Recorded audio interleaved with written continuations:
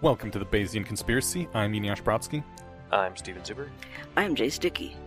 And today we are covering a Dunbar's number thing, but before any of that, we have a couple of, not feedbacks, follow-ups from previous episodes, so we're going to hit those real fast. I have one quick follow-up before I forget. Do it. I was talking to my mom, because my sister just had a baby, I mentioned, like the day before we recorded our last one on pregnancy. Mm-hmm. And so my mom and I were talking about my sister's pregnancy and delivery and stuff.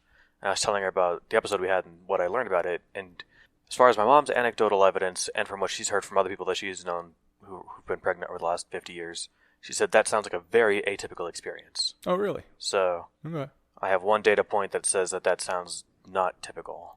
Okay. All the experiences I know were more in line with Katrina's. Like, it might just be because it's mostly people in my family, and we tend to genetically just have a bad time. I told her too that it's like, is it possible that 30-something years has clouded your memory of how bad it was? And she's like, she says that's definitely possible, but I don't remember anyone ever mentioning anything like that. And I don't know why my memory would cloud out other people's experiences. But anyway, one anecdote. That's all I had. Let's do thoughtful feedback. I think 30 years ago people just didn't talk about this sort of thing. Maybe not publicly, but I imagine people might have talked to their, friends and parents or something. I don't know. We kind of... Maybe not. Charlie's saying no from the kitchen. Yeah, we kind of talked about the fact that, even I think nowadays it's still kind of taboo to suggest anything other than, bliss, and I didn't eternal know gratitude at motherhood. Yeah, I didn't know any of that stuff until I talked to Katrina, and I've had, a mom and a sister that have been pregnant, so... But they never talked to you about, when you're pregnant, here's what to expect, right? That's true. But I think the reason they have books that are so popular about this is because people aren't told it by their parents for some dumb reason. That's a good point. And honestly, people should tell the men about this as well, so that they realize what a big fucking deal it actually is. Yeah, this is actually one of those cases where I feel bad for the men. I know, what about the men or whatever, but, I know a lot of people who are the partner of someone who's been pregnant that are really distressed throughout the whole thing at just this feeling of powerlessness. Your partner's suffering and you can't do anything about it, and you're, weirdly kind of locked out a lot of the time, too. There's the whole, I don't know, the men shouldn't be in the delivery room. They, get kicked out. They have to pace back and forth in the hallway, and, that just seems awful, too. I think there's different flavors of suffering for basically everyone involved, including the fetus. Oh, last bit of feedback, sorry. On the drive here, I saw a billboard that said, it was a picture of a little baby, and it said, it had prints at 9 weeks old. Apparently it has eyes at 14 days. Oh, okay. After conception. No, the hell it doesn't. I know. Yeah. I know. There's no way. Not even 14 weeks, maybe? It has some light-sensitive photoreceptor Yeah. prototypes. Okay, but I read the thing twice. I'm like, that said days. Much like the heart, the heartbeat is just a fluttering valve that'll and turn also, into a you know heart. what else has eyes? Every, mosquito that's ever bitten you. Come on, guys. Yeah, and for what it's worth, Roe v. Wade was officially overturned yesterday. I was surprised by how much, I thought everybody knew about this when the memo was leaked, and all of a sudden everybody's like, oh my god! I'm like, who didn't know? What the fuck? Also, I was already outraged weeks ago. But a lot of people have been wisely just avoiding the news in general. That's fair. That's because they don't listen to the Mind Killer podcast, which they should. That's true. Right. Oh, well. Let's get into some follow-ups from previous. Let's do it. There is a Twitter... Gosh, who is this person? Natalia Coelho, who's actually awesome. Oh, well, who is this Natalia Coelho? I'm trying to remember, and I might be wrong, but I think that this is the person who's interested in... I think this is the person who was doing, really interesting political work. Okay. Well, I do not follow Natalia, so I don't know who this is. Natalia says, I am publicly challenging Mold Time, which is the Time Mold Slime Mold Twitter handle. They were the guys who did A Chemical Hunger, which we covered a few episodes back about lithium leading to weight gain, secular weight gain all throughout the Western world. It says, I am publicly challenging Mold Time to address food lithium levels data from recent large total diet studies, which contradict almost all of the takeaways of their recent literature review. Links follow in the tweet thread, which point to a recent study that said it looks like lithium is lower now than it was in previous decades by a fair margin.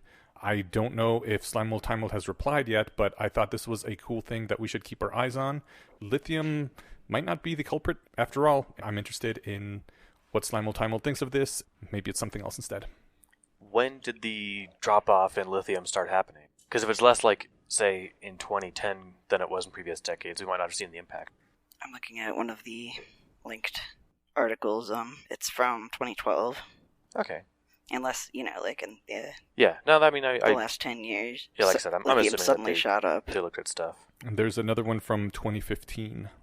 I mean, I'm kind of the same mind, honestly. I actually experimented with supplementing lithium for a bit because I had a suspicion that levels might be low. I mean, things that I had heard said that historically we were getting a lot more lithium, and that supplementing it in low doses seemed to improve a lot of, particularly like mental health issues. I mean, it certainly can if you're having certain mental health problems. Yeah. I didn't notice anything, so I stopped. Okay. But that's just my one anecdote. How long did you take it for? Like 3 months. So I gave it a pretty good shot. Okay. Did it affect your weight at all? Maybe. I don't know. Okay. Hard to tell after 3 months? Yeah. Okay. Yeah. Alrighty. So yeah, that is that. And I'm not going to say that we are going to keep on top of this because our attentions are scattered and diverse, but hopefully someone will, and we'll hear back within a few months with their reply. It's nice to hear that there's at least dissent on this because, the initial thing was pretty doom and gloom. So, kind of like, you're fucked, there's nothing you can do about it, your water's poisoned, and it's like, well, that sucks. So at least, I don't want to, not believe something just because it's a bummer, but I like when things that are bummers might not be true, so... Well, also, that was the situation with lead in the 70s, 80s, where it was just in the environment and you couldn't avoid it, and people, could have been like, oh, we're fucked, we can't do anything, or they could pass laws to keep lead out of the environment, and 20 years later, there was significant reduction. So it's not like there's nothing you can do about it. Yeah, there was that cool story on the new Cosmos of that one guy who championed removing lead. Yeah. I really liked how I learned on the Mind Killer podcast this week that they outlawed the use of lead-based, or rather, they legalized the use of non-lead-based fuel in small personal aircraft last year. Yeah.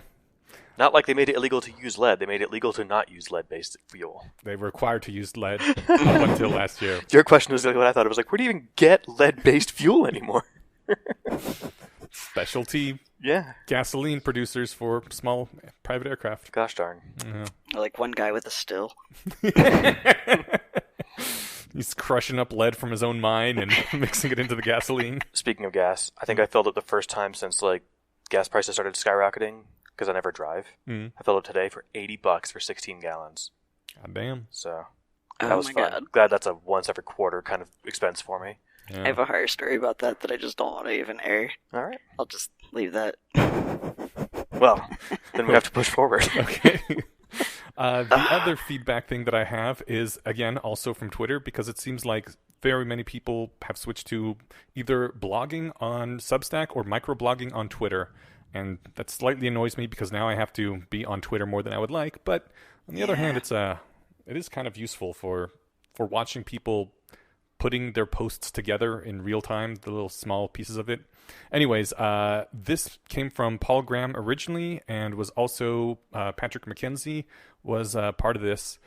We discussed GPT-3 and the other large language models and their improvements recently with the Freeman brothers. Even more has happened since then, which I'm sure you probably already know, but... Yes, things keep getting bigger and better, but Paul Graham observed that these things are very good at cranking out what we used to rely on as proof of work things, specifically like undergrad papers, where the actual product doesn't matter and it's going to go in a trash can as soon as you get your grade. It's just there to prove that you did the studying and you know your stuff. And now GPT-3 can just crank it out, and that won't work as a proof of work anymore.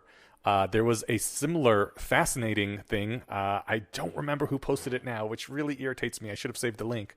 But someone pointed out how with DALL-E, the full version, it is incredibly easy to fake slides of... Like PowerPoint slides? No. Slides like under a microscope slides. Oh. Photos you would take of cells doing things. And just use those in a biology paper as fake evidence. You'd be like, look, this cell did this thing. Here is the photos to prove it. Oh, that's going to be annoying. And yeah, how do you even guard against that? I mean, unless you literally replicated by hand, We but should be replicating more than we do anyway. But we really should be replicating a lot, because now no initial study with photos can be trusted for anything, because especially if it comes, well, I was going to say, especially if it comes out of less reputable places like China, where they have actual quotas for reports that they have to put out. But, I mean, even well-known, highly respected Western researchers do this sometimes, like with fucking Wakefield. They just fake data, and now that you can just fake photos of cells doing things super easy, that's going to be another big problem. So these AIs, very useful tools, but also can be used for evil, much like nuclear power. Yeah, a lot of technology is double-edged sword, you know? Yeah. Yeah, I can't help but feel like this is actually good, because, like, the same way, I guess I was pleased that, like, people realized what fake news was and started being like, oh my god, you know there's fake news on the internet? Mm-hmm. Like, you could have doctored a photo to make cells doing things for a long-ass time with Photoshop or whatever, and people have, and now people are just sort of aware of it. So I guess never trust just one study that hasn't been replicated ever again, which is depressing. I'm just going to not believe anything ever again. You can't do that. That's not the way of Bayes. I can't do that. I mean, Wait, is that can. a belief? That is a belief. If I believe I can do that, that's also a belief. I'm in a conundrum. Damn it. I've shot myself in the foot before I even finished tying my shoes here. Yeah. Ah, well. But those are our two updates on previous stories, and that means now we can go into our main subject. Our main subject this time is going to be Dunbar's number and how it rules everything about us. This is more our bodies trying to kill us, just like with pregnancy, except you don't have to get pregnant for this one to kill you. Yeah, well, I mean, this is a number of things about... Dunbar's number of things. Yeah. Thank you. I was just thinking that. Oh, Fist bump. damn it. I hate you both. Before we continue, we should probably quickly cover what Dunbar's number is. It's named after... Dunbar. Yeah, I don't know his first name, fuck. It is named after Dunbar, though. It seems that humans can have approximately 150 social connections where they can model the other people well and robustly, and that's kind of the limit. And this is tied loosely, or approximately, to like the size of bands of hunter-gatherer humans or something. And Yeah, that's like how many people you would have had in your tribe, supposedly. yeah. And it in varies by day. person, but 150 is about the average.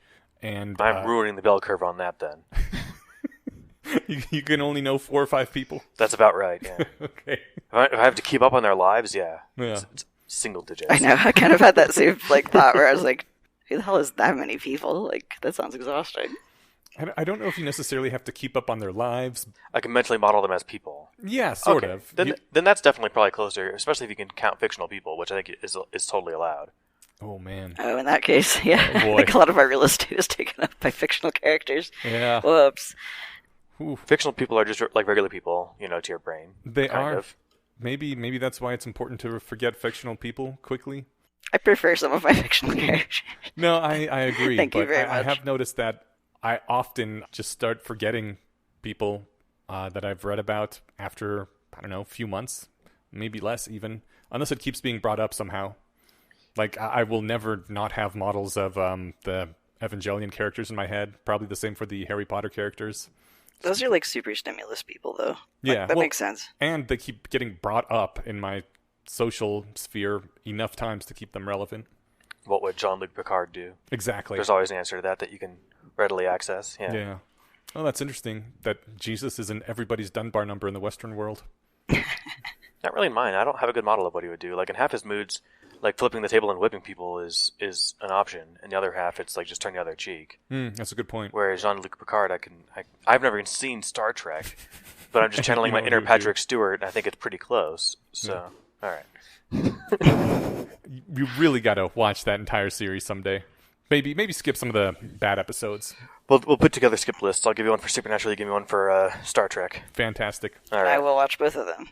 Nice. Maybe. Back to Dunbar's number, the size of human bands. Realistically, it didn't have to be just 150 people. You could count on the people that you know to know a number of people as well and trust their judgment on things. So it could, in theory, be a bit higher than that. Right. No doubt some of your spheres will overlap, but yeah. Yeah. But the interesting thing about Dunbar's number is that it seems to have really big effects on how we perceive ourselves in the world and how we judge our status, I guess. This is from a study that was linked by Rob Henderson on something that's vaguely related he's working on. It says the effects of individual statuses within their community on their health held up in every study. Low status seems uniquely harmful to health. The lower status you think that you are in your Dunbar number, your Dunbar sphere of people, the less healthy you are. Your body just seems to try to make you die quicker. You know who else said that? Jordan B. Peterson. Oh, really? That's his whole lobster thing. He used a weird metaphor, so... What's his lobster thing? I've heard about this lobster thing a lot. It was like, basically, to that effect, that status matters a lot. And then was like, even lobsters, we've studied them, and they also produce serotonin and norepinephrine and cortisol, just like us. And when you see you could study their brains and their levels do this, and then they behave like this, and everybody was like, lol, Jordan Peterson thinks lobsters are like people. Oh, that doesn't sound like what he said. He was actually saying something that wasn't totally insane. I mean, he said some other things that are fucking nuts, in my opinion, but like that was what people decided was funny, and okay. Shrug. I guess lobsters are easy to latch onto. So I don't know who Rob K. Henderson is. I'm assuming they're a reputable person.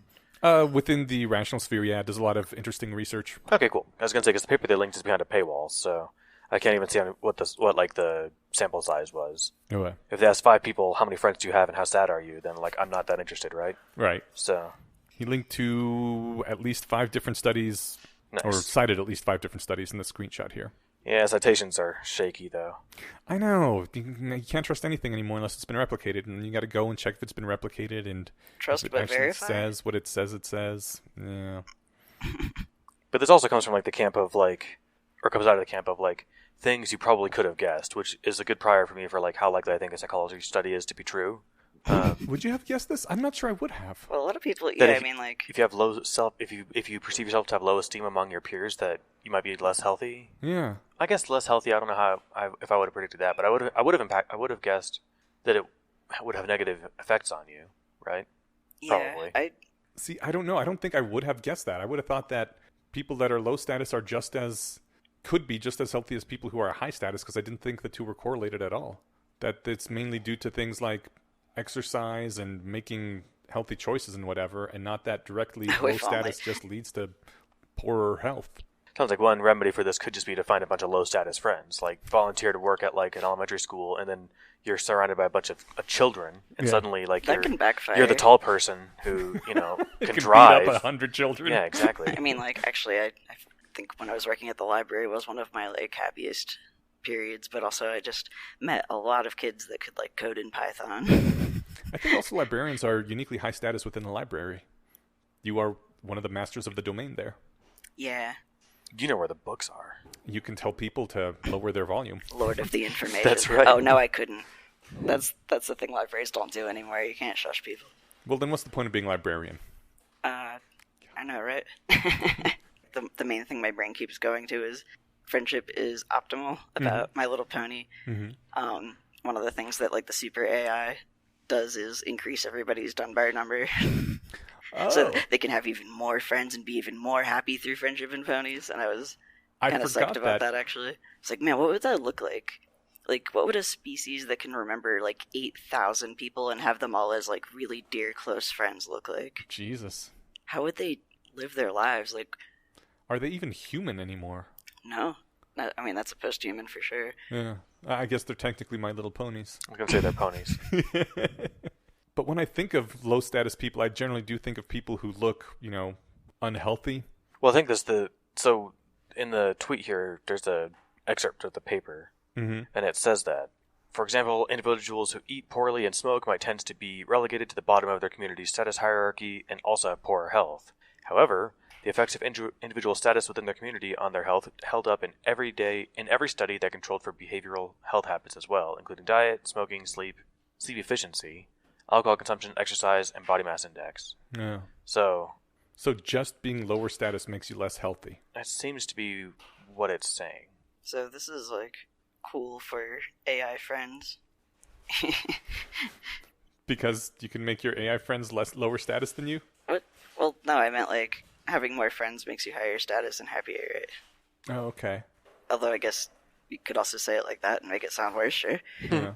This got me thinking on a number of things, like when your social environment was more natural, the people who you live around, it was basically your Dunbar sphere. Most people had something they could contribute in some way, and something that they were good at, if not necessarily the best at.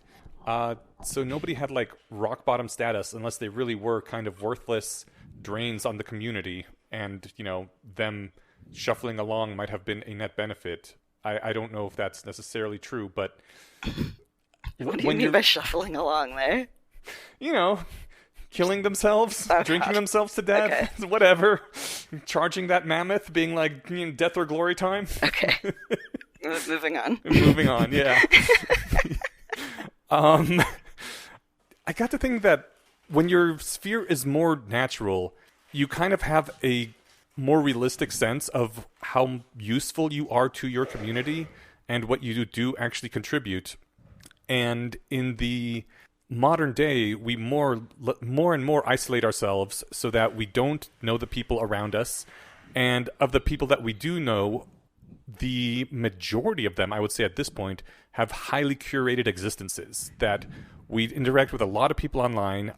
We know a lot of celebrities, and of those people, we generally see only the highlight reels, the hits. We see them at their best after hours of makeup with great lighting, or 1,000 pictures were snapped when they went out to a party, and someone's like, "Oh, cool! These are the 2 pictures where I actually look really good," and they put them online. And you see your life all the time, not just, your highlights. And so you tend to feel like you are much lower status than you might actually be.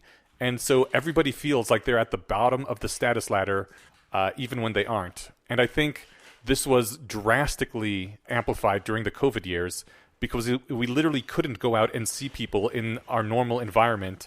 We couldn't mingle with people at work who sometimes have bad days. We couldn't see our friends and just chat with them. Instead, all of our interactions were online, which just amped up this sort of filtering effect, and everybody felt much more like they were the shit rock bottom status people. Yeah, like everybody was doing COVID better than me. Exactly.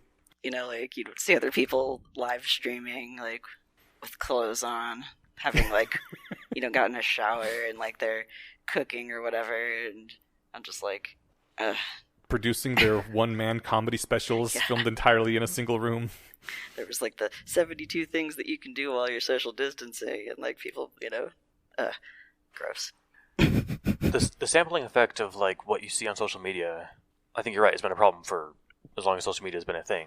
Because you don't post your boring minutes, you post your exciting minutes per week. And as you're scrolling through your timeline, all you're seeing is all your friends' exciting minutes, and you're like, my minutes aren't full of this much excitement.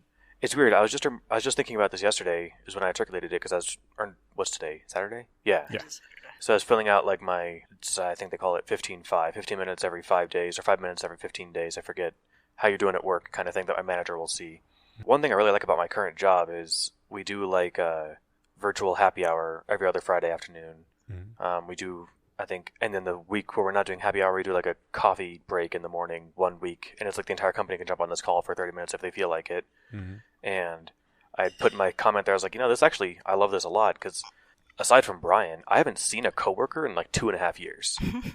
And it didn't occur to me to like how, like, I didn't phrase it to myself that way until yesterday. And I was like, oh yeah, aside from like the one guy I knew outside of work already, I haven't seen a coworker like in real, like I haven't shaken a coworker's hand since February 2020. Yeah. My company's like 40-ish people. So if I tried, I could learn all their names. Like this one has a dog, this one's got kids, whatever. Like I'm able to keep track of that sort of stuff, right? Yeah. So I'm curious. You said apologies to Jerry Springer. Is there something I'm missing context on here in the notes? I'm familiar with the show. Okay.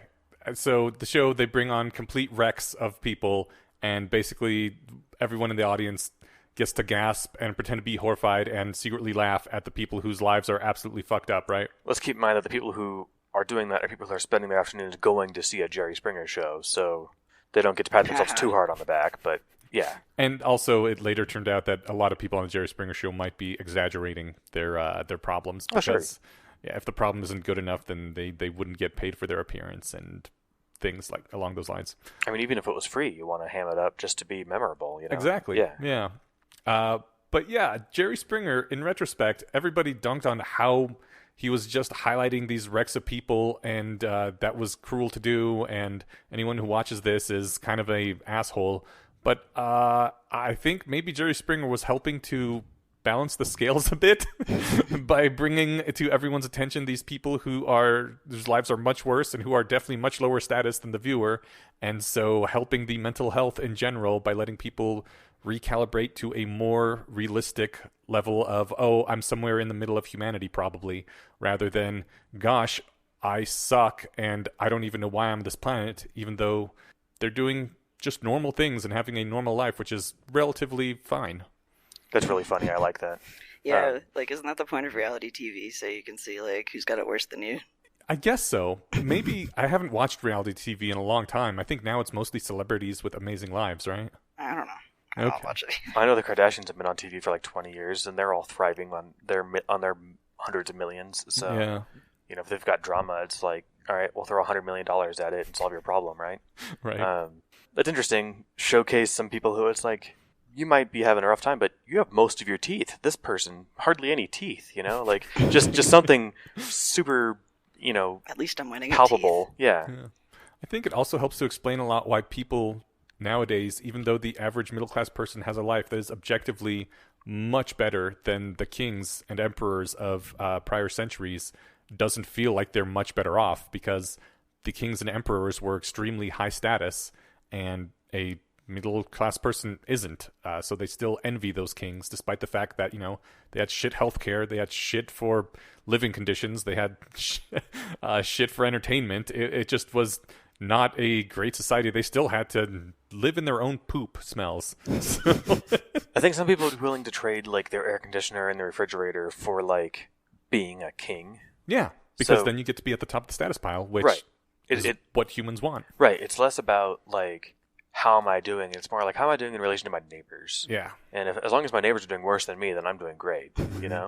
I think that's an understandable, or rather a relatable mindset that people have, but also I think should you have a giant red flag next to it that says this is a failure mode, right? Yeah, that's kind of where my mind keeps going.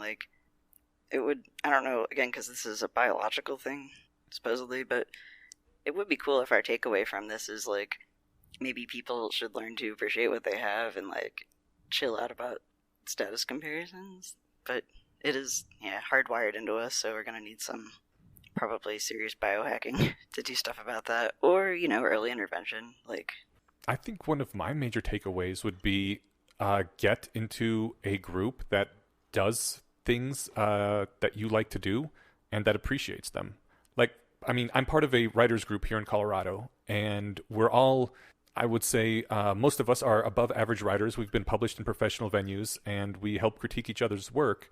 And the thing is, I feel more fulfillment from having those 5 to 7 people read my work than I do when it gets published at a major venue like Asimov's or Analog, and I know hundreds or possibly thousands of people are going to read it, because those 5 people are people whose opinions I care about and who I know and who it feels like I'm writing for, That's what really motivates me to keep writing, is to present something to this group. And it's an amazing feeling. And even though I know I'm not the best writer, well, obviously I'm nowhere close to the best writer in the world.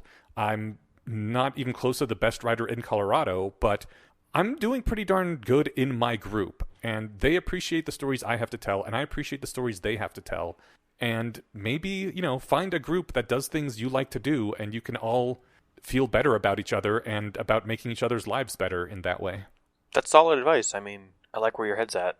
It's interesting because it re-anchors not your baseline necessarily, but your scale isn't Stephen King, right? Your scale is your peers, people you see every other week or every month or whenever it is, and you're none of these people are coasting at the top of the New York Times bestseller list for 26 weeks a year. Yeah, it's just no, we're all just doing our thing, and we're all really good at it, Yeah. I think, we all do this podcast together, and we appreciate each other's efforts, right? Hell yeah. I'm kind of curious now. I know that in our Discord, there's over a half dozen people now who have started their own podcast projects, even short-term projects, And now I want to know if they could post somewhere, if they hear this, Like, if they felt better about their lives for the duration of that project, I assume that's the case. Yeah, that would be my guess. Everyone who answers, just at Inyosh on Discord. He'll get back to us next episode. Absolutely. This might also be part of what alienates people from their work. The past 5 to 6 months, I've been working on renovating this place that we are living in and recording from right now. And it was a fuck ton of work. And it technically wasn't paid necessarily work, but it was very fulfilling. And I was complaining recently to some friends that, man, now that this is almost done, my life is going to undergo this major shift where I don't do this anymore, and that kind of sucks. And someone chimed in with like, hey, I'm replacing the tile in my house. You want to do that? Help out with that? And I was like, no, not really. Because I don't see you very often. I don't know you that well. I don't know how, I almost feel like maybe I should be getting paid if I'm doing labor for you. But if I was doing labor for people within my Dunbar sphere, like, I would be getting reputational effects for that. I would feel better. They would like me better. Like, the whole thing, all of a sudden, the labor seems worth it for its own sake, and you don't have to get bribed to do it with money. And I think that's like why a lot of labor is unfulfilling nowadays. You don't necessarily care about your boss or the people you're doing it for. You know that you're going to leave this job probably within the next 5 years due to economic realities. There's no deeper intrinsic motivation of I will gain status within my Dunbar sphere for helping contribute to the common cause by doing this, or just for helping make someone's life better. That's an interesting framing on it, because I didn't quite put it in those terms before, but I guess it's kind of clear. Like my dad's a master's level plumber. You get a certificate saying master plumber. Mm-hmm. He's been that for 40 years. So he can help me with some issue I'm having, and he wouldn't accept money if I'd ever even pretended to offer it, right? Yeah. But maybe the neighbor he'd help for free, but the guy 2 blocks over, be like, yeah, here's my hourly rate. Like, there, at some level, it's like, yeah, you might even really like what you do. Mm-hmm. It's like, oh no, I work on cars in my free time. I love it. But I'm not going to work on your car for free. Like, that's work, And when you mentioned putting this place together, like, this is your home, right? Yeah. If you're throwing some proximate stranger's house together, it's like, where's the intrinsic reward is in, like, the fun of doing it, sure, but like that's a lot less palpable when you don't get to hang out and enjoy it afterwards, right? Yeah, the approval of a person who you hold in esteem. If it's someone you're never going to see again, why would you care about their approval? Or you'd care about it at least a lot less than someone that you see regularly. Yeah. I don't know. I remember when Robin Hansen came to Denver, that I bought him a drink, and like I kind of like there's no reason. I'm sure he makes more money than I do, and but it was just like I get to say that I bought Robin Hansen a drink, right? And so it's like so sometimes like I guess if I don't know, insert celebrity was like, Enosh can help me with my thing, I'd be like, yeah, you bet, I'll fly out to help, right? Right. Even if they didn't even post about it on social media, you'd be like, look, I helped put insert a celebrity. About to say George Carlin, but he's dead now. Unfortunately, it's been like 12 years. So Tom Cruise. Ayla. Sure. Okay. Yeah, Barack Obama. The first one that came to mind. Yeah. Sure. Or Ayla, whatever. They're both A-tier celebrities. Right. It's like, yeah, no, I helped work on their stuff. Like that'd just be a cool thing to be able to say, right? Absolutely. George R. Martin. There we go. Would be pretty big in my circles. Yeah, people would be like, "Holy fuck, really?" And you'd be like, "Now that you don't have to spend time putting your cabinets together, maybe you can get to work writing that fucking book, right, bud?" I was just waiting for that joke. Nah, he's never gonna do it.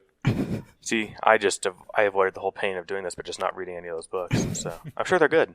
They were. Yeah. I mean, they still are, I guess. Yeah, I think with the celebrity, that's because the celebrity kind of has a place in your Dunbar sphere. Or maybe had at the time, so your biology was hacked a bit. That you felt you were doing something.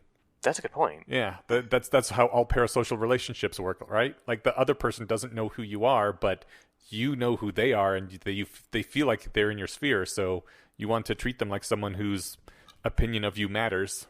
To run back to like the analogy of being a king or whatever, if you're a peasant who's really drank the kingdom Kool-Aid, you might be really excited to go die in war for your beloved king.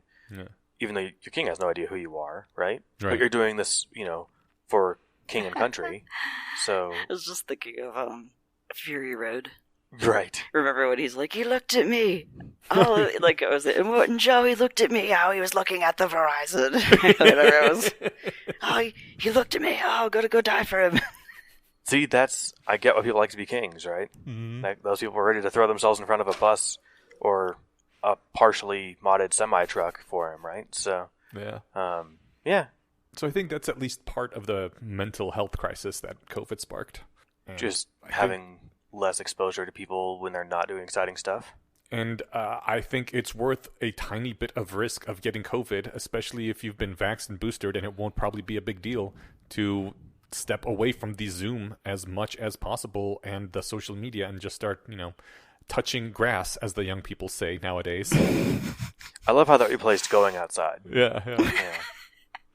With the first time I heard that, I was like, what is that like, fuck you? Is that like sit and spin on it or something? And they're like, no, just literally go outside and touch grass. I'm like, oh, well, it's far too literal for me. I was hoping it was something more metaphorical. I thought it was a weed thing when I first heard it. Okay, cool. But yeah, I'm glad it wasn't just me because there's already a phrase for that, go outside. Right? It doesn't matter if there's grass or not. What if it's winter, right? Right. Still, just get outside, get away from your computer.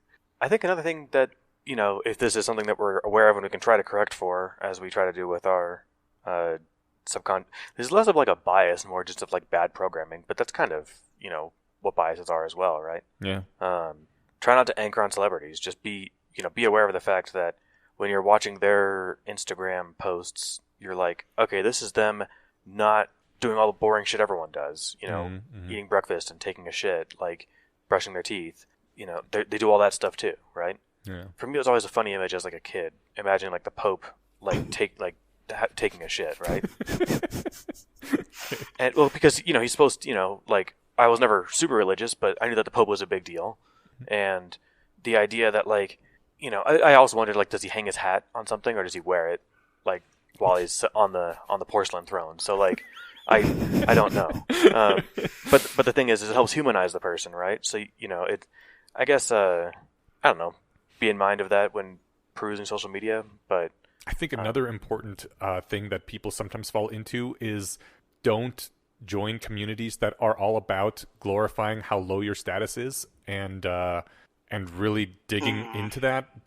I'm specifically thinking about the incel black pill communities who seem to be mostly about like, yeah, we are the shit scum of the earth. Our lives will be awful forever.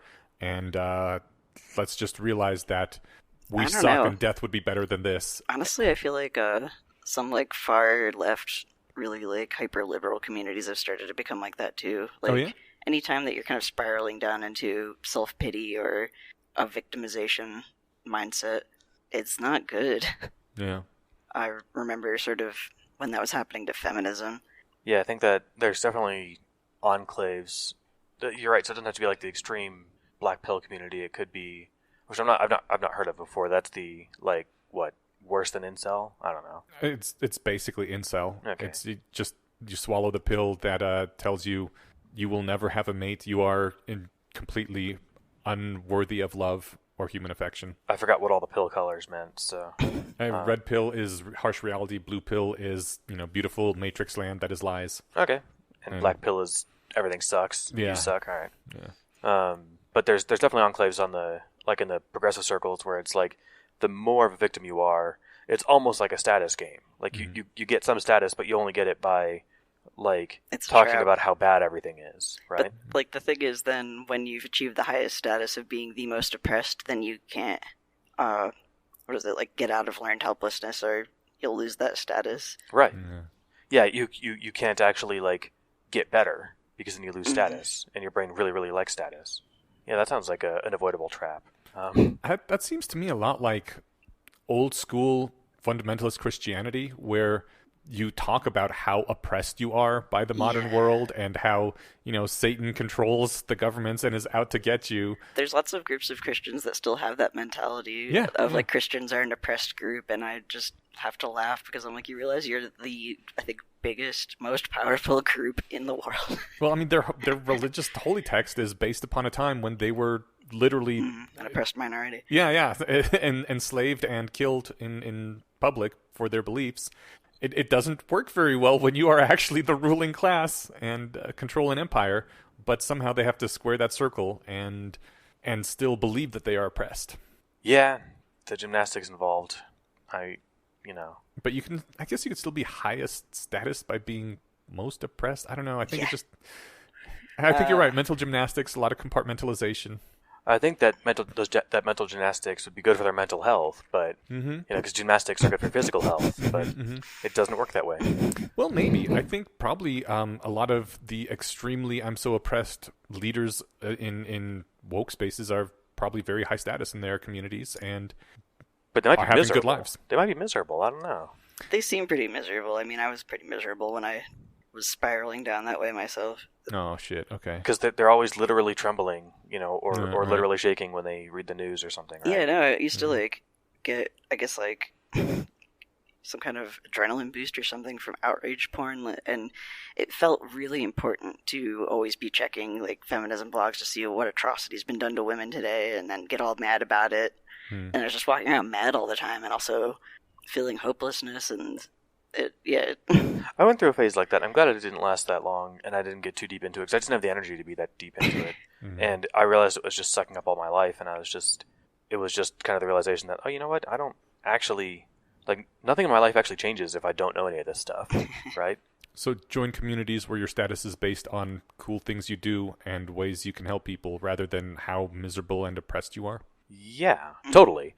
Well, and you mentioned another thing too. This is a thought I had when you said join a community where you and your peers are working on stuff that you all appreciate, and you guys can compliment each other and constructively criticize each other.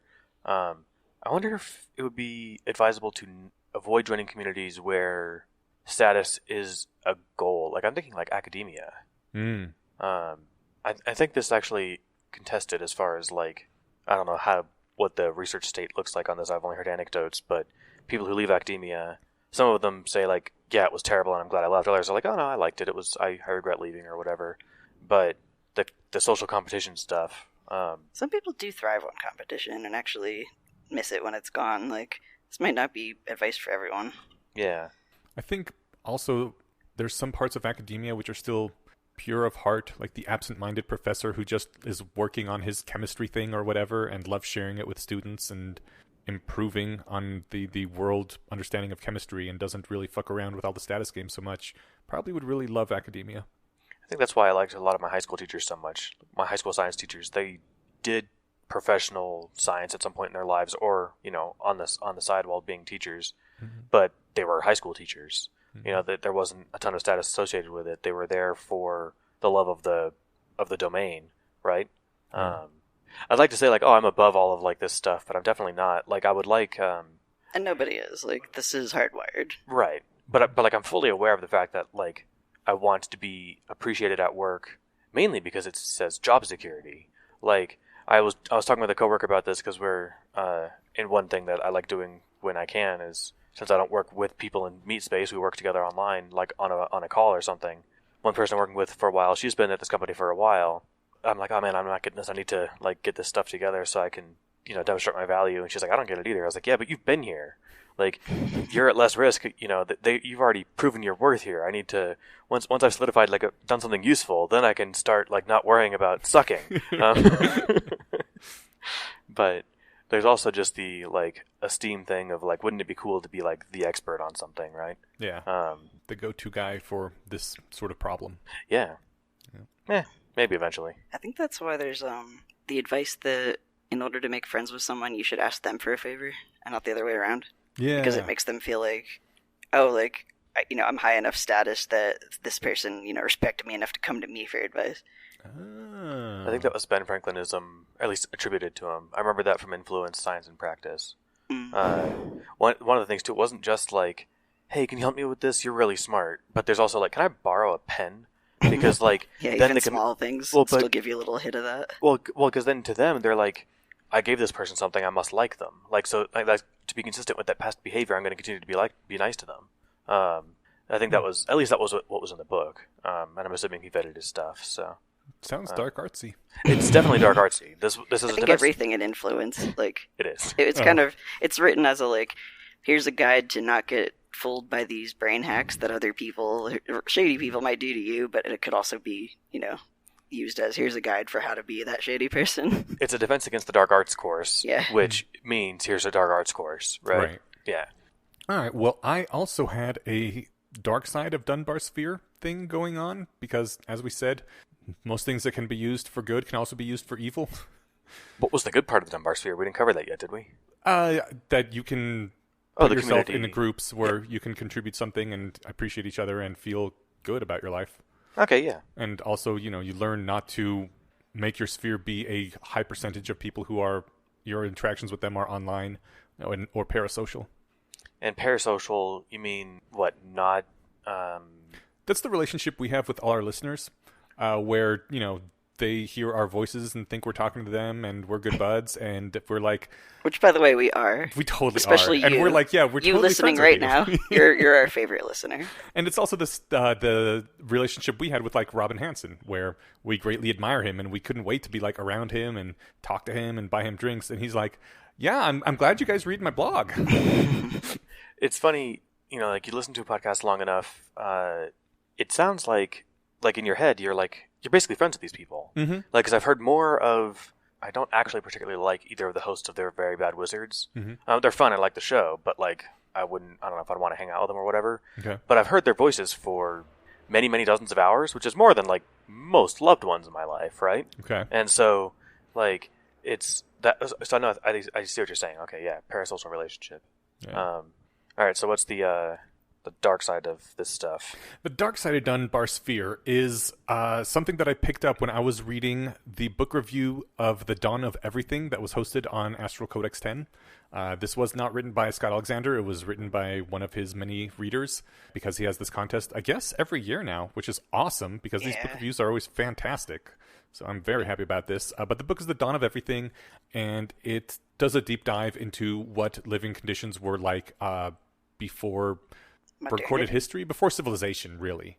It started out by saying that the two big narratives before this were those of the noble savage, where our ancestors were, basically great noble people living off the land and being in strong communities, and then civilization corrupted all that. Or the alternate view that nature is red in tooth and claw, and the state of nature is one of constant hunger and warfare, where people are basically at each other's throats, scrabbling for life all the time, and civilization is what rescued us from that. It seems like it could very easily be both. Yeah, well, You're doing that with everyone else, but you're doing the first thing with all your friends, right? Well, the Dawn of Everything argued that it is neither of those things. It's a third thing.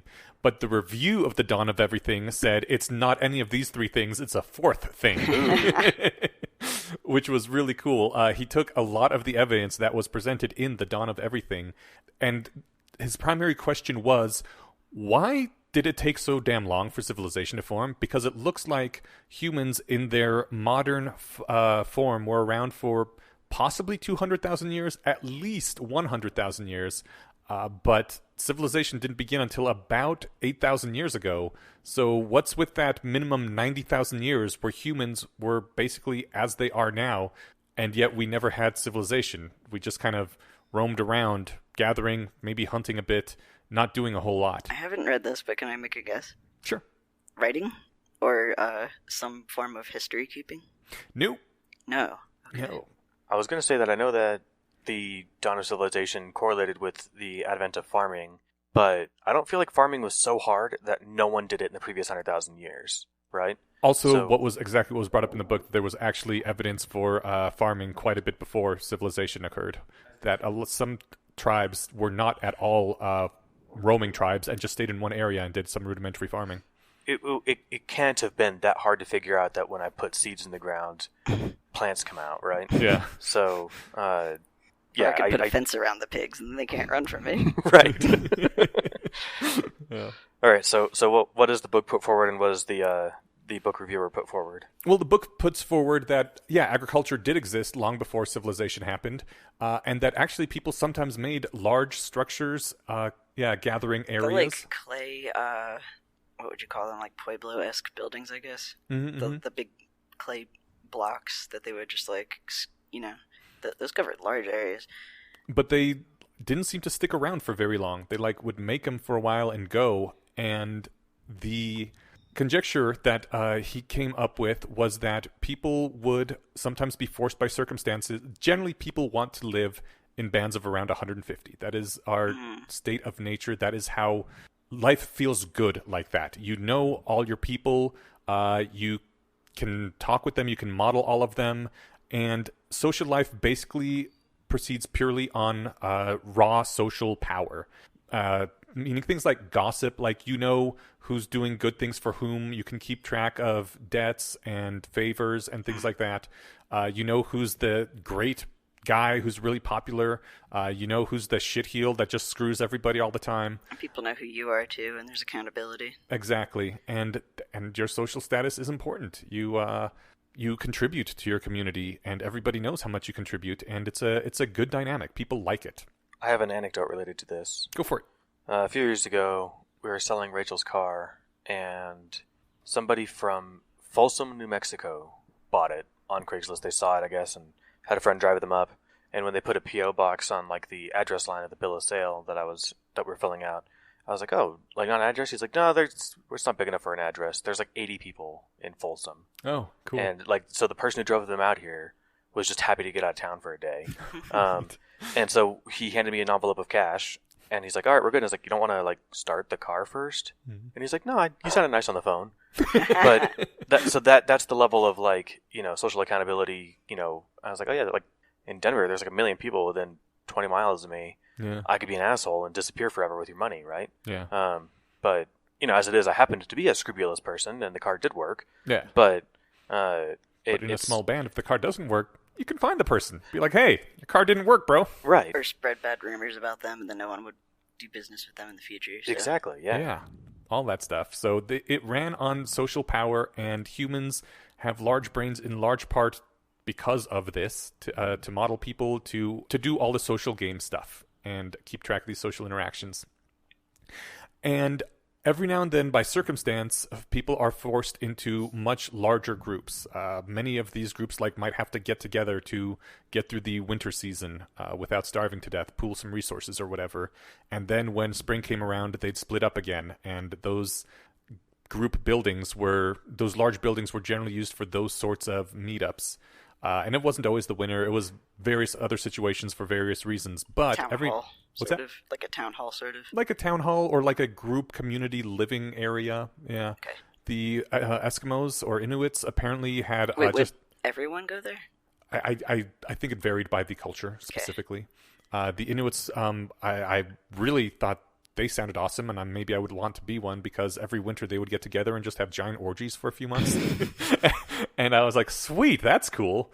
And yeah, back then, like, your wealth was temporary. It was mostly calories. So people who were very wealthy had a bunch of meat or a great harvest or something, and they would give it away because otherwise it's going to spoil. But everyone remembers, oh, this is the cool dude that gave me a bunch of meat and grain and stuff.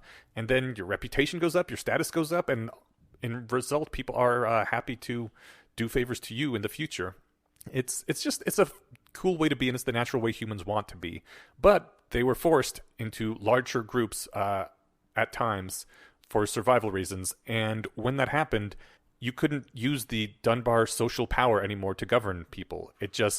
You couldn't model that many people. People could disappear into a crowd potentially. You couldn't spread rumors when there's a group of 1,000 people all together. I wonder if that's why people have such nostalgia for kings in the olden days. Mm-hmm. That they're thinking of that kind of civilization. That's like why I just kept being baffled that, people, what do they call them, like neo-reactionary types. Mm-hmm. Like, man, everything would be so much better if we went back to like the medieval days. Yeah. And I'm just like, how? Like, not only did it not really work that great, that like I can think of, it also just didn't. It doesn't seem like it scales. Yeah.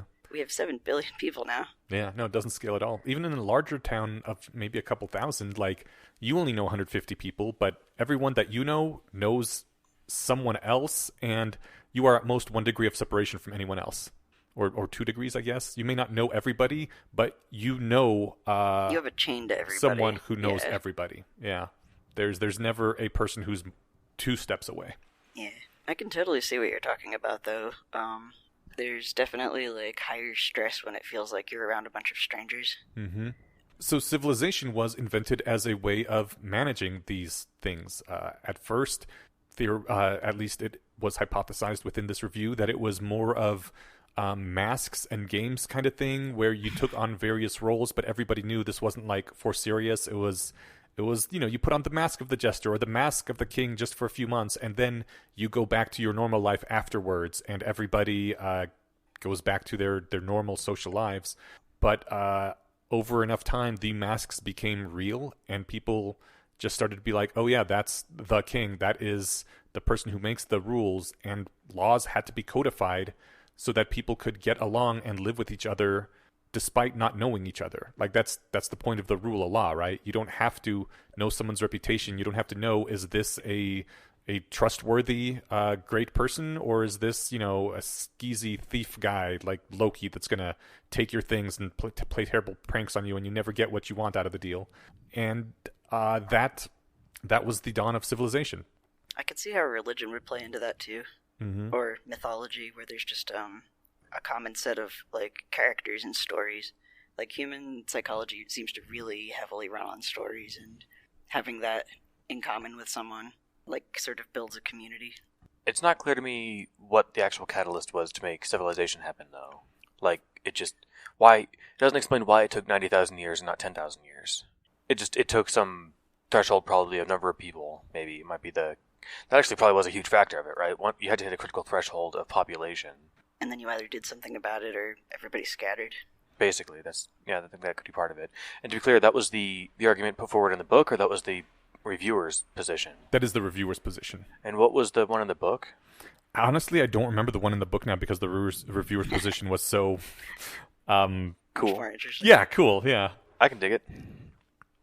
Yeah, if you skip down to the section on seasonality and the theatrical governments of prehistorical societies, that'll bring up where he starts putting in a lot of his hypotheses. Damn it. Do you mind if we pause real quick while I do a quick touch-up on this and answer Stephen's question? Okay, so Stephen, to the answer of your question, humans went at least 90,000 years looking like we are now, but without civilization, without advancing in any way. He called it the sapient trap. Humans became sapient, and yet something kept them from advancing any further than that. What is this trap? The answer to what got them out of the trap is, I don't know. He does not say it. He gives the speculation that civilization happened because more and more people started clustering together, and you couldn't organize society by social power anymore. You had to do it through formal rules and laws and roles. And he specifically says that, like, before, human society worked a lot like a high school. And I think a high school isn't a great example, but it's a decent example where basically who everyone else is, more or less, and how they rank in the status hierarchy, and how they might rank within their own individual groups as status hierarchies. Like Regina George is the head of the plastics in Mean Girls. Yes, Mean Girls is actually brought up in this review. Perfect. You should totally read it. It's great. Yeah, he says basically high schools are ruled by gossip, and what we refer to as social power is basically gossip. So he's like, you know what, I'm just going to call it the gossip trap. Humans were stuck in this level of society without civilization because this is the way we like to live. And gossip was what united us, what let us run society. And it wasn't until that was no longer enough to run humans that we had to invent civilization and codes of laws and things along those lines. So it was like a population threshold, basically. Yeah. Yeah. No, I can dig it. Now we've got Facebook and Twitter. He literally brings that up in the next section. I'm sure. It's the logical conclusion. Like, this is a gossip engine. Yeah, it is the thing. He says, what are the hallmarks of civilization? The hallmarks of civilization is being immune to gossip, being ruled by laws instead of what people say about you behind the back. It's Supreme Court justices that can't just be kicked off. It's professors with tenure. It's CEOs that don't have to care what their employees are whispering about them. It's that if you follow the law, you are not in trouble, period. And people can't just gossip you out of your life. So we haven't achieved civilization yet, is what I'm hearing. Well, what he's saying is that we may be regressing because Twitter has allowed the gossip sphere to extend to far more than 150 people. Anyone can start a little gossip pylon, and then... Not 150 characters. Oh, wait. Yeah. And then through enough gossip, you actually do make professors lose their positions. You make CEOs lose their jobs. You can get people canceled just by whispering enough vicious things without them ever having broken any of the laws that we decided are how our civilization is run. see that as a regression, or at least the examples you brought up all seem kind of suboptimal. You know, like, I don't want there to be a world where there's an invincible CEO that doesn't have to care about what his employees are feeling, or, like, I'm trying to think of a good example of this. You know, And what about professors with tenure? again, that That doesn't strike you as a good just because thing? you've been there for long enough makes you invincible. I mean, Another example he gives is protected classes with impunity that can speak and present new ideas like journalists or scientists. okay. I don't know that I agree that we have that necessarily either. Did we, though? See, I wonder. I don't think we have ever really. I wonder if this person's the author's romanticizing the last century, because sure, you couldn't tweet that somebody was a pedo and get them, fired, but you could gossip to your coworker that, hey, that guy's gay, and 50 years ago that true. person would get fired, Or Yeah. commie. You're right, commie, if you're going to go back You another could still 20 ruin years. someone's reputation if you Like, wanted to. So I think the gossip engine never stopped. Yeah. I think, but you had to be within shouting distance of the person that you're shitting on, maybe, Yeah, is the it just difference. became global. It was Yeah. significantly curtailed. Yeah, but I think that, go back a century and it's like, it's easy enough to just, all you'd have to do is just make up one malicious rumor about somebody and they're fucked. Yeah. Well, also importantly is when you're living in a gossip society, it's super important to be popular. Some of the people that fare the worst in a society without formal civilization are the uncool, the aspies, the people that don't know social conventions and can't maneuver. That was all my those thought when things. you brought up high school, Yeah. where I was just like, I was completely oblivious to any of that going on during my high school. I was always just kind of like frustrated and confused, stumbling around trying to I think that's why this is of specific interest to our group, our in-group. we all tend to be on this side of things. And he says it's terrible for the accused, the exiled, the uncool. I wanted to hit again the beat that Jace mentioned about religion playing a good role in this, because, the long arm of the government might not notice if, so, like, you can be reasonably confident that the person you're talking to on the street isn't a serial murderer because their government, the cops probably caught them already, right? That's sort of like the latent assumption, maybe, right? Okay. But, well, I guess then just the background prior that there aren't that many serial murderers, but you know what I mean. Mm-hmm. That's what they want you to think, and then boom, they serial murder you. But the religion aspect is like, oh no, you don't even need the government. Like, there's an order being kept, and it's always watching, right? So, Well, those sort of formal religions, I think, are part of civilization. I mean, up until pretty recently, governments and religions were completely intertwined. that's a good point. I can see the role that, like I said, in like everyone's sort of subscribing to the idea of, if you're the kind of person who's going to flake on a deal or not pay back a debt or whatever, you might be able to get away with that, but God will always know. And as long as we all believe that, then you won't do it, right? further incentive not to break the rules. Exactly. Yeah. So, should we be worried that civilization is regressing back into the gossip trap due to technology? Like I said, I don't think I agree with the...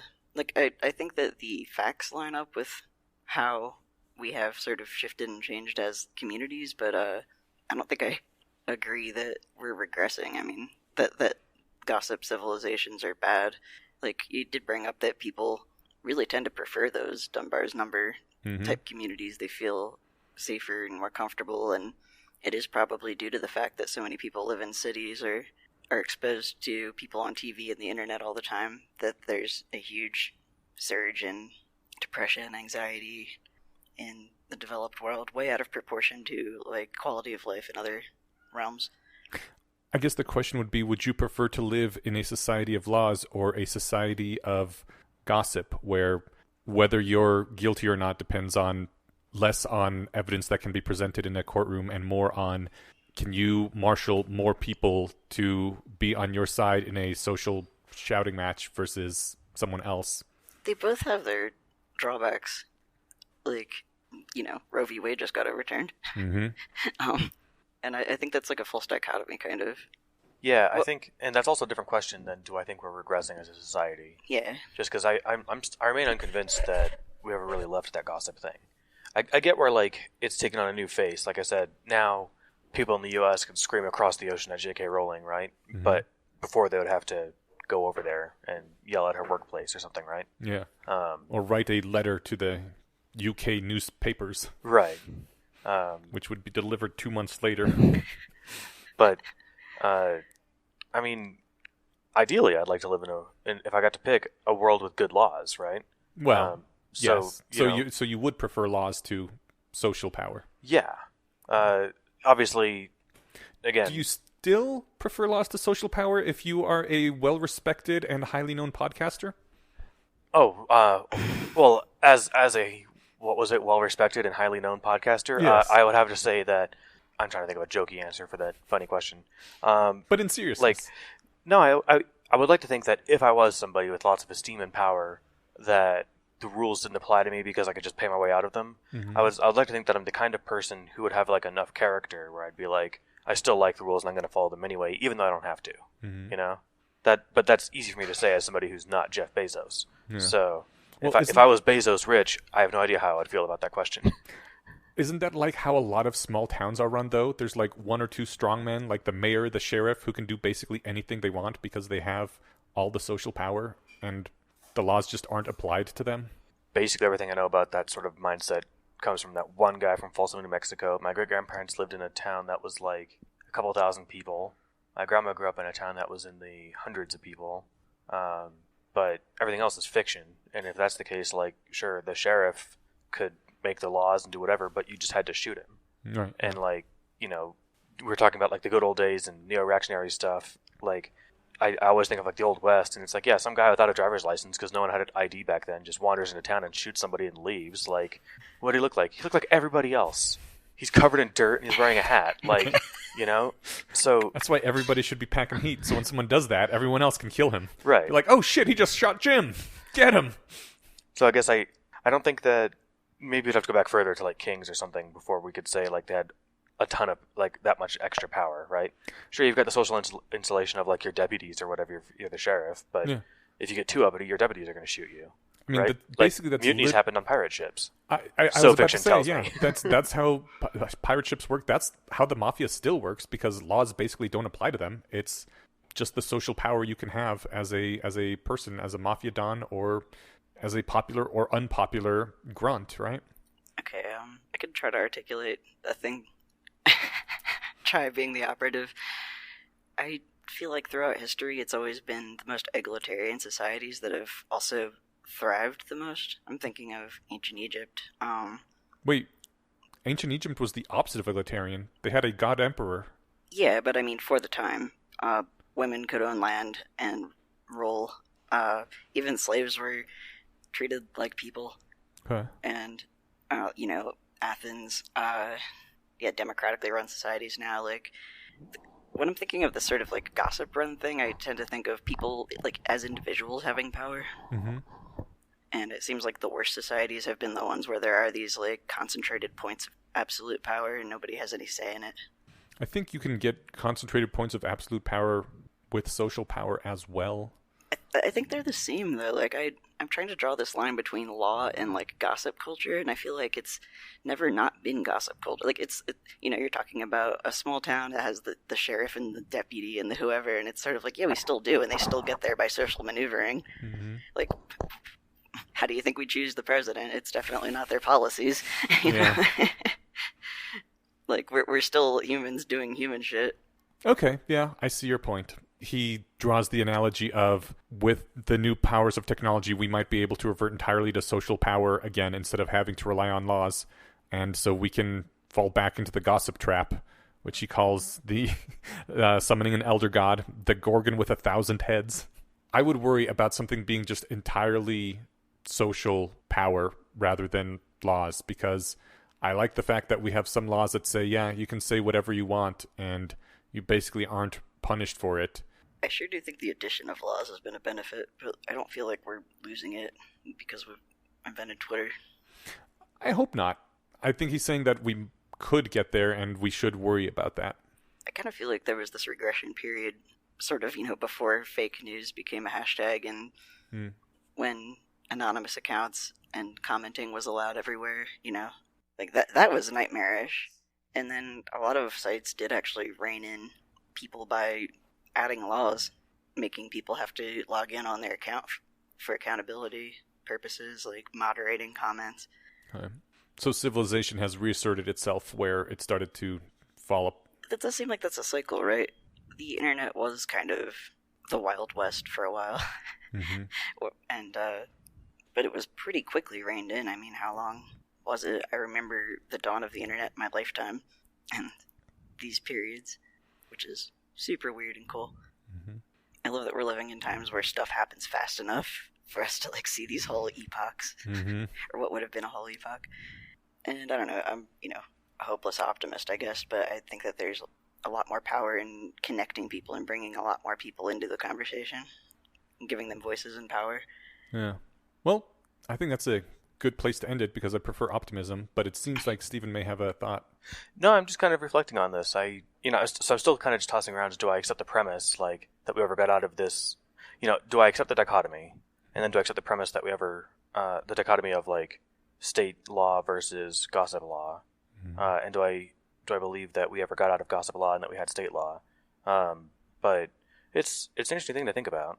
I think part of this feels like an artifact of the times, right? Where it's like, did you hear about this professor that got fired because in 1991 they said that thing that people don't like anymore now, right? Mm-hmm. Now I get where, like, this is a concern about cancel culture stuff, but I still feel like, again, I wasn't alive a century ago, but allegedly, but I still feel like it was easy enough to ruin someone's life just by saying something.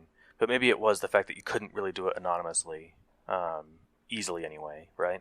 The thing that I really like about Civilization is that you can be a complete weirdo freak and it doesn't matter too much.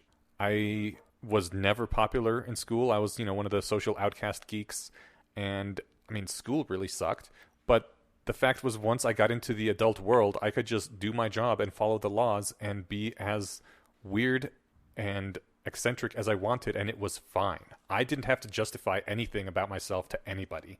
As long as I could pay my rent and I didn't break any laws, I was golden. And that was great. I loved having that freedom to be eccentric and crazy.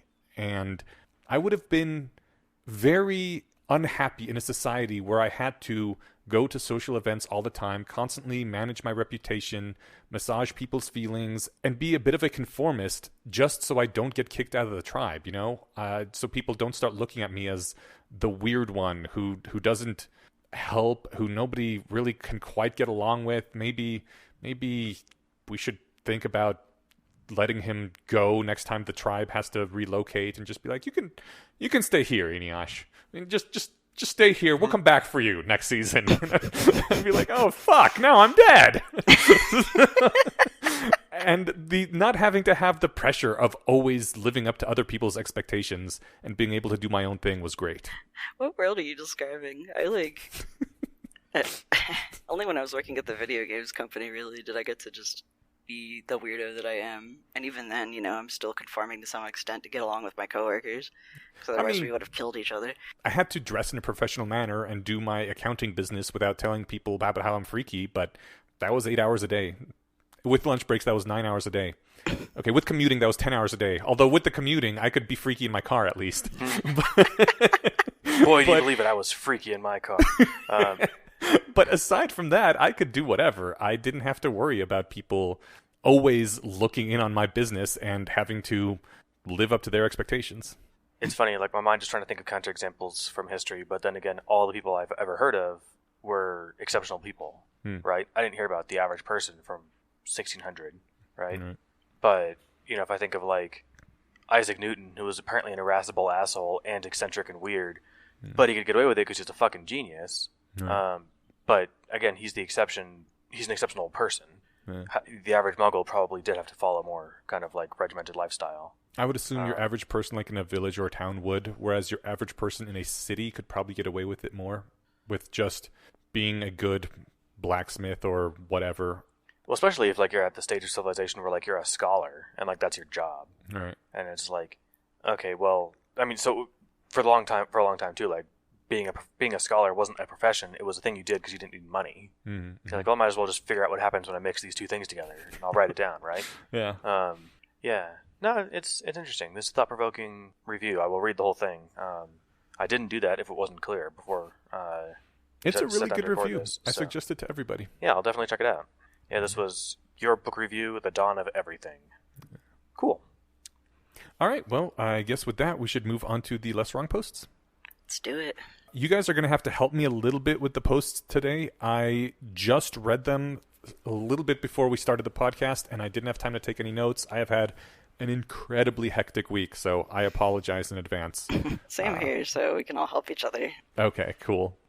Our first post is effortless technique. My main takeaway from effortless technique is that some people seem to think doing a lot of effort is a virtue in and of itself. Just working very hard on something means that is a good thing. And Looking at you, bud. What's that? Looking at you. Shut up. No, I'm not putting it down. Not to cut ahead, but he mentions the Protestant work ethic. Right, yeah. And I'm like, I feel like you've described this as a pathology, not as like a thing to like about yourself. I'm not putting it down. I'm just saying, yeah. And I think that there's something to it where, like, I definitely feel the vibe where, like, if I don't have a job and I'm like don't have anything going on, I'm immediately super miserable. Mm-hmm. So I totally get where you're coming from. Yeah. But your self-worth shouldn't be tied to like how much am I putting into my community, right? You're saying exactly what I was gonna say. Well, I mean, I agree, but he says it like the amount of effort you expend is a bad metric. If what your community wants is for a boulder to get to the top of the hill, the person who does it by expending very little effort and using pulleys and stuff did that just as well as the person who grunts and strains for 3 years pushing it uphill with his shoulder. And honestly, the person who used the pulleys is probably more valuable because despite using less effort, it didn't take him 3 years. God damn it. You know what? I was just thinking about this too. You remember that scene from the Disney Mulan where they had to climb a pole and the drill sergeant guy put 2 weights on the arms of anyone who was trying to climb the pole that was supposed to represent, I don't know, fucking dignity and honor, duty or something. And Mulan's the only one who could do it, despite being the smallest, by just swinging the 2 weights, latching them together, and then using it as like a pulley system. Mm-hmm. And it's sort of, on one hand, it's like, was he trying to test the strength or the tenacity of the person or the cleverness, because like, it was like, oh, like, this kid's the only one who could do it. Shame on all of you or whatever. But that's kind of what I'm thinking about here, where like, if you need to get the boulder to the top of the hill, it's like, on one hand, if it's like to find, the strongest man in the village who could fight a bear, I don't know. I like and somebody uses some dumb trick to get it up there, then it's like, well, maybe they could still fight the bear. God damn it. Never mind. Go ahead, Steven. I'm just talking myself in circles. No, I like it. You're making the same point I was going to make, but I've been saying this for a long time, that I think laziness is a virtue, and this is what I'm talking about. Mm-hmm. Well, you're a programmer. So.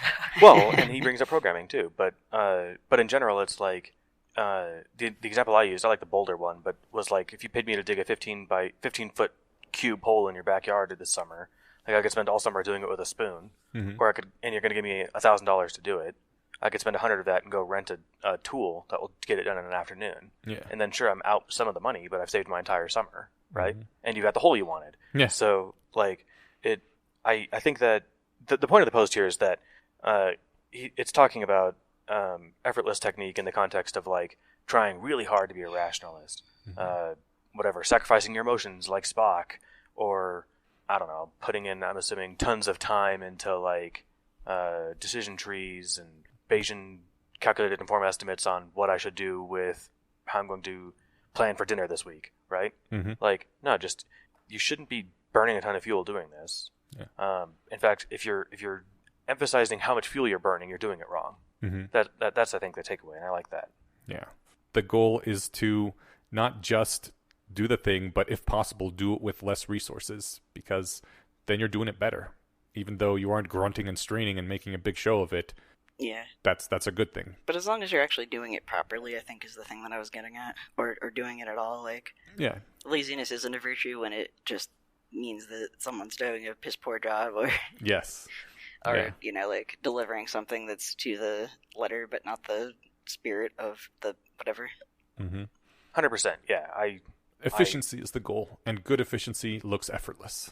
I should say efficiency is a virtue rather than laziness. But like, I say laziness because you can do things where it's like, little tasks you do all the time. I'm trying to think of like, is it lazy of me to set a calendar reminder in my phone to change my air filters in my house every 3 months, or like should I just be more on top of my stuff? Like, no, I'm lazily offloading my cognition to make sure it gets done, rather than just waiting until I notice that, like, I've woken up with a sore throat every day for the last couple of weeks. I should change my air filters. Yeah, when you put it that way, that makes it seem ridiculous. Right. When it's a cognitive task. But it is funny how, like, when it's a physical type task, there's this sort of knee-jerk, oh, but that's cheating or whatever. I mean, if you should just brain smarter. That's not cheating, that's technique. I like this in particular because part of the point of the sequences, I think, is to update one's heuristics to be more in line with the real world.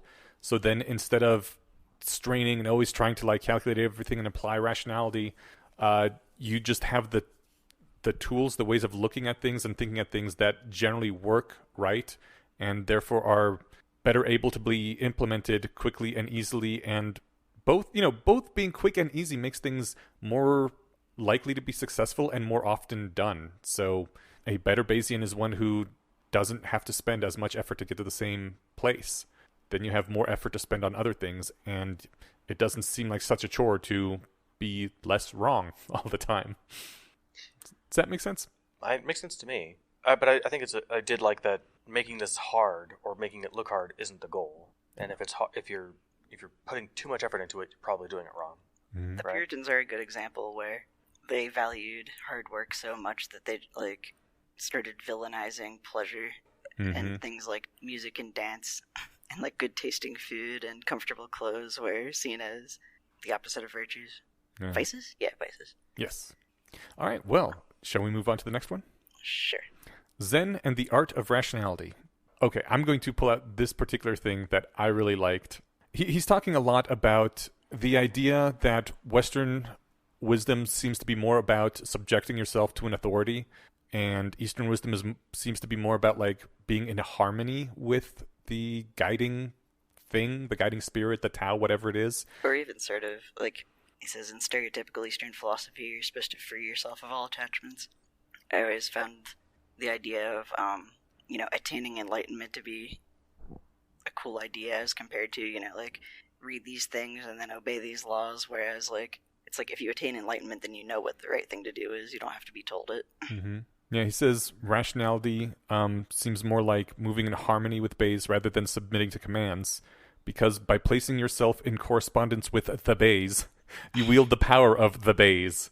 If you misstep in the dance, there is no judge who damns you, or any divine watcher disappointed in you. You have failed yourself. The laws of probability theory still govern you, entirely indifferent to your submission or defiance. The consequences of your disharmony will occur to you according to the natural order of things. The Bayes does not condemn you for disobedience, but reality will not go according to your hopeful plans. Neither guilt nor repentance will save you, since the Bayes cares nothing for your allegiance. And going on so forth about, there's no entity here, there's just the world as it is, and it is far better to understand the world and work with it to accept what is real rather than to try to overpower it. Yeah, there's a lot of mind over matter, it seems, in Western philosophy. There's a lot of, in line with the same idea of attaining enlightenment versus sort of having dogma passed down to you. A lot of early philosophers and scientists were just coming up with theories sitting on their ass at home, opposed to going out and learning things. Could I just read a part of this that cracked me up? Sure. I can't stand people who try to pass off their ideas as ancient wisdom. Oh, I was going to read the same thing. As if that were a recommendation. The 5th century Chinese philosopher Xiaoguang Li observed that ancient civilizations are revered, and yet ancient civilizations are not wise like venerable human elders are wise. A civilization further back in time is younger, not older. The current civilization is always the senior, because the present enjoys a longer history than the past. Incidentally, does it change your opinion if I tell you Xiaoguang Mike Lee is actually a friend of mine from the Bay Area? I have a question. Does it change your opinion? And, let's assume, first of all, that it's true that Xiaoguang Li is a 5th century Chinese philosopher who said that. Well, he may actually be just a scholar of 5th century Chinese philosophy. Yeah. That might be true. I don't know which one of these two statements is the truth. But when I think of a 5th century Chinese philosopher pointing out that actually ancient civilizations are younger, I'm like, oh yeah, dude, that's cool. But then, like, it's like, yeah, Mike Lee is a friend of mine, and he's the one that said that. I'm like, oh, well, whatever.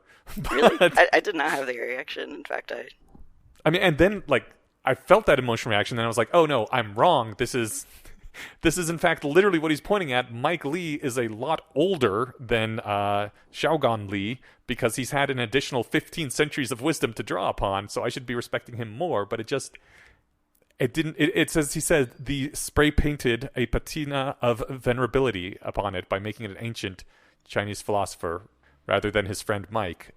And yeah. I mean, I'm not proud of that, but at least I recognize that I had that immediate emotional reaction. Did either of you? Well, I think that one thing to keep in mind is that if it was indeed the words of somebody from 1500 years ago, the fact that we're aware of them must mean they were esteemed at the time, right? Which is plausibly correlated with them having something useful to say. Whereas, like, my coworker is not necessarily as esteemed as somebody who will be remembered 1,500 years from now. But if your coworker is actually the one who said that, you should be esteeming him more than the 5th century guy who didn't say that. No, totally. I'm just saying that, like, that's where I think your heuristic came from. Where it's like, you know, oh, if we're still remembering what this guy said from 1,000 years ago, he must have been really something. I see. That said, the words themselves struck me as truer. Because, like, when it was like, oh yeah, this is my, you know, this is ancient wisdom, I'm like, oh, that's funny, because people have been saying for 1,500 years about how the ancients used to be smarter, but really, if you think about it, that's not the case.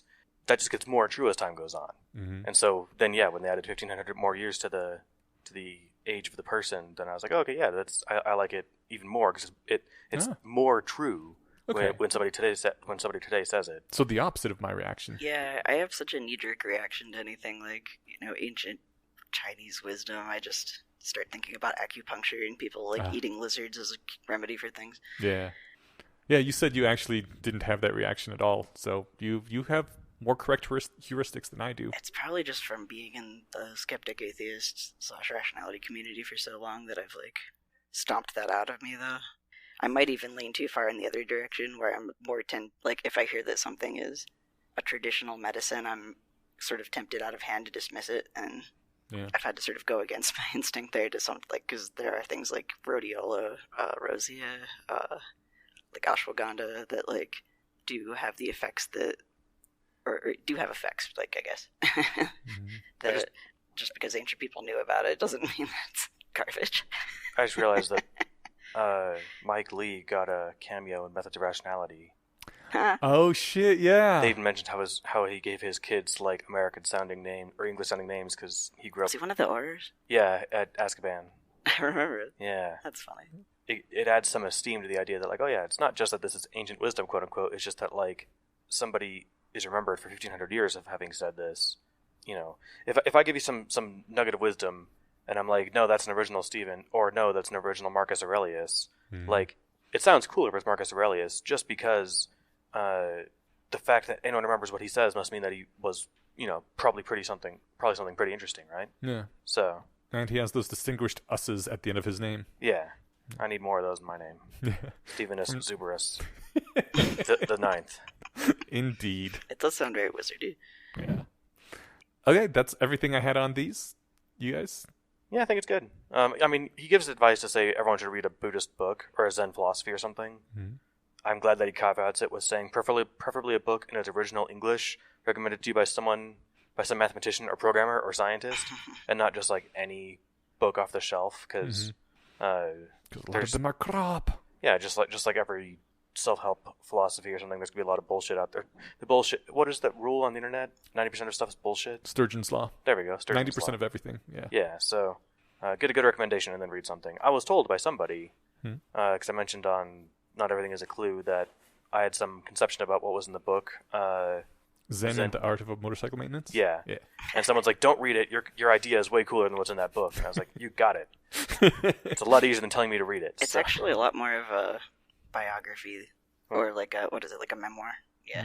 Right on. More power to the author. It's still cool. It's just a sort of, I think I had the same idea that it was going to be about humbleness and like respecting the parts of a motorcycle and like, I don't know, like et cetera, et cetera. It's yeah.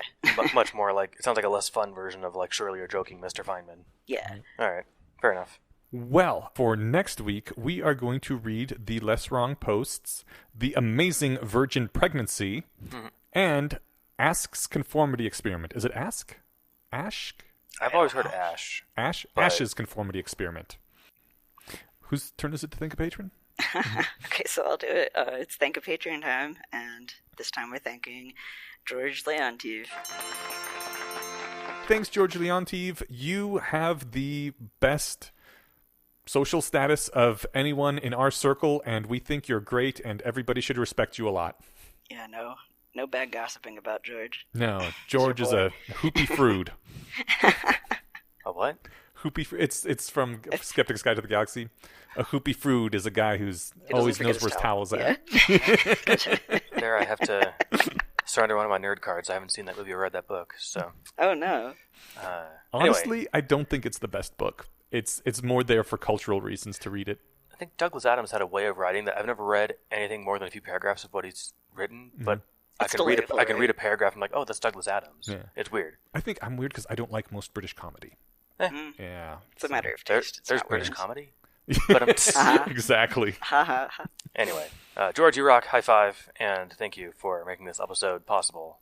Yes. You help us to bring the word out to the people and increase the Dunbar spheres. I don't know. We always try tie-ins; they don't always work. But that's not on you; that's on us. I mean, I feel like this section is probably funny, so that maybe makes up for it being so awkward. I do think, at the very least, he should get some mad props for helping to keep this podcast going, which is important. We need resources, and resources were given, in this case, by George Leontief, and we appreciate that quite a lot. Yeah. Something help us increase our Dunbar's number. Please. But yeah, mad respect to you. Listeners. Mad respect to all our donors. Before we turn everyone off by trying to make more bad segue tie-in puns, we should just call it a week. And once again, high five. Thanks to everybody, and thanks again, especially to George. Absolutely. Bye, Agreed. everyone. Goodbye.